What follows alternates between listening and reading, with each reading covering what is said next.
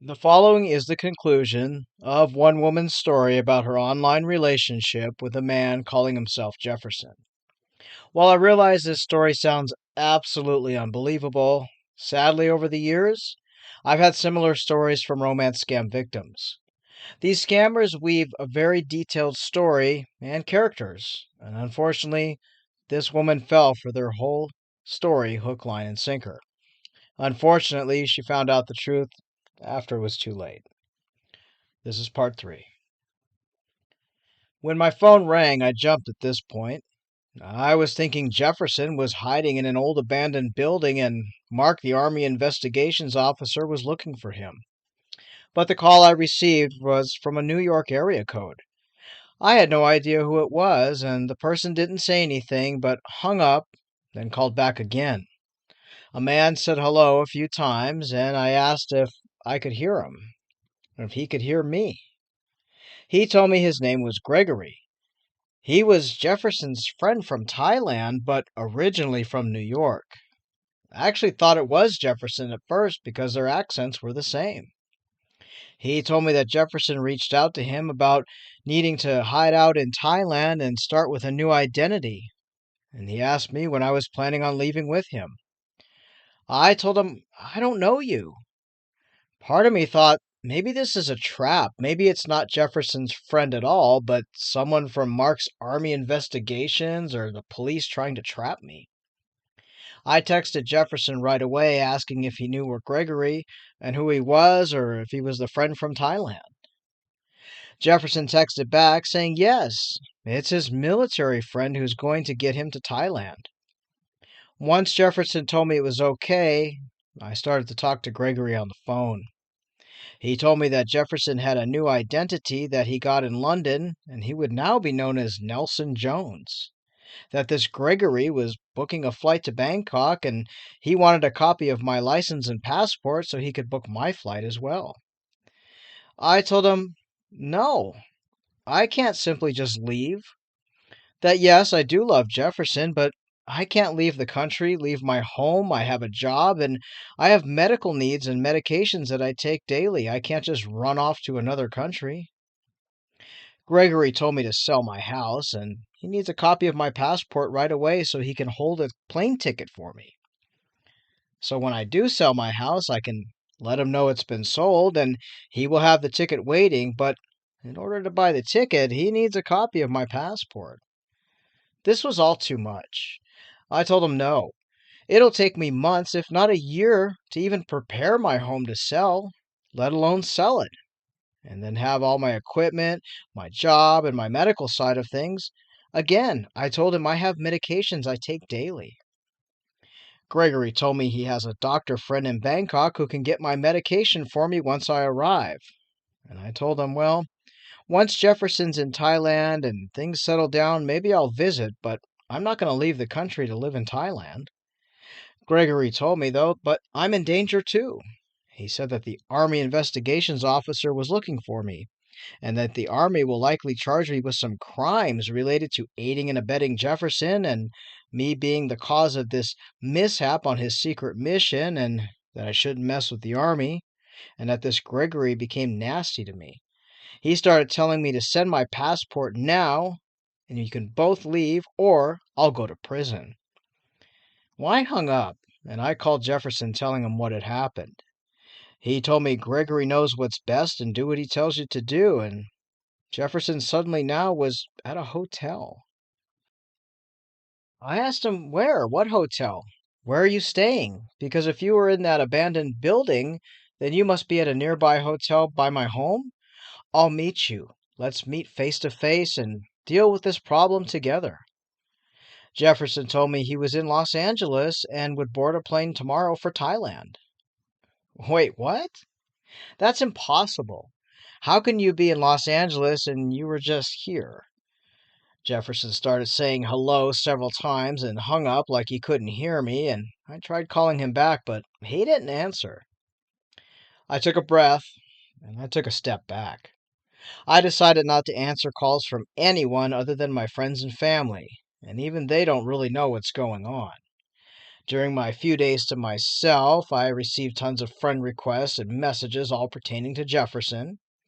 I even got a request from Nelson Jones, who was now supposed to be Jefferson's quote new alias. After 3 days or more of reflection, I called Jefferson. Well, I opened WhatsApp to over 60 messages, read them, and then I called him. Most of the messages were talking about how I had forsaken him and our love and how the army was going to arrest me. And as the messages continued, they got worse. Yelling, cussing at me, telling me that there's a warrant for my arrest and I'm on the run and I'm a fugitive. I finally texted him back and asked where he was. Jefferson called, screaming, saying that I forsaken him. I told him a little bit of a lie. I told him I was gravely ill, just to see what he would say. I lied and told him I had an emergency surgery and I'd been in the hospital and now I'm home recovering and I'm all alone and I didn't have my phone. He didn't ask as much as how I was. His response was he needed an iTunes card to keep talking to me as his minutes were low, because he had messaged and called so many times and I never answered. Then he said he was suddenly in Bangkok, Thailand, and his friend Gregory said I need to send the passport so I can fly too.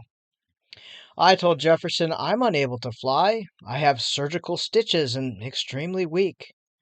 He told me I was being selfish and I need to go ahead and send a photo of my passport. It doesn't take any effort to snap a pic, and it doesn't take any effort to go online, buy an iTunes card, and take a picture of the front and back of the card. I told him I have no money, that I'm broke, and he owes me so much. Jefferson told me if I come to Bangkok, Thailand, he'll pay me triple, and then we'll get married. I told him, you didn't even ask how I am. I nearly didn't make it through the surgery at the hospital. Nothing was wrong with me, but this was a test. His reply to me was that it takes no effort to go online and buy me an iTunes card. I ended up telling him this is not working out, and I blocked him. I blocked this Gregory, too. Pretty soon I got flooded with phone calls, even one from a Thai phone number. And I started getting friend requests from strange people, some with police badges as their profile photo, and one man whose name was Mr. Friendly, texting me, telling me on WhatsApp that I have a warrant for my arrest and a document with my name on it that says USA State Army Wanted Fugitive. On top of this, the builder for the home that had the information and I put the down payment on as I'd signed a contract for this home site contacted me. And to make a very long story short, I had to break the contract at a cost. This left me totally broken in debt. I went back to work, sold parcels of my land to help balance out my debt. It was all too much in the end. My health took a nosedive and I ended up losing my social media. I closed everything down and someone had reported my profile as being fake and Facebook turned it down and shut it off. I had installed WhatsApp and by the end of it I was done. I did get a few emails from Jefferson telling me that the U.S. Army is suing him for millions and I'm listed as the guilty person in the lawsuit, which doesn't make sense. That's not how lawsuits work. In total, between everything, I lost nearly $100,000. Between the money for the home building site that I put down, the fencing materials for the fake delivery, all the iTunes cards, the countless cards I bought, all of the money here and there, the total was just under $100,000 mark. I couldn't believe it. All for a man who lied, and I don't even know who he really was. I was heartbroken and very depressed, and on top of all this, that fence material guy Victor also came at me at social media before it got closed down and in an email. I deleted everything, and he told me that if I didn't send $5,000 that Friday, he would send people to my house to destroy my home as payment. No one ever showed up. Of course not. I wrote Jefferson a long email back telling him how I felt and how he damaged me, and I don't know who he really is. His reply was shocking. He replied asking me if I'd bought his iTunes card yet, and then we can talk, otherwise, we can't talk. It really is about the money and gift cards. Absolutely disgusting. As I told you in the beginning, I wasn't looking for love, But I think in a way I was looking for attention, affection, and to have dreams with someone and a companion and a home with someone to share it with. That is now a reality that was taken. He painted a beautiful story, a beautiful love story, until the story got ridiculous. Looking back and going to that abandoned building at night, my life was in danger. The threat scared me that all these guys made, that they were going to show up at my house, but no one ever came. No one ever served me with legal papers or warrants for my arrest. The police never came to my house to arrest me, neither did the army. The only thing I received was empty promises and threats. I was fooled with rose colored glasses, but now I know the truth, and I'm paying a dear price to get my life back. I often wonder who Jefferson, Victor, Gregory, and all these characters were, as I know they were very real people behind their characters and stories.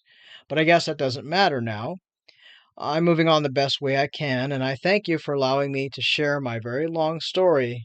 It was a wild ride, and thank you for listening. We'd like to thank this lady for sharing her story. It took a while for me to make this video because it did come in three parts, and there was a lot of screenshots and twists and turns to her story, which I did verify. Unfortunately, as I said in the beginning, I've heard very similar stories to this, and some end with the victim losing even more money. It all comes down to no matter what a person tells you, no matter how they threaten you, what they say to you, don't send money, don't send gift cards. These scammers don't care if you've been in the hospital, they don't care if you're sick or you're without food. All they care is that you're giving them money. If you'd like to share your story, whether it's a longer story or a shorter story, you can find me scammingscammers@gmail.com. Just send me your story. I can narrate it into a video. Don't forget to send any screenshots or information so I can verify your story prior to narrating. As always, take care, stay safe.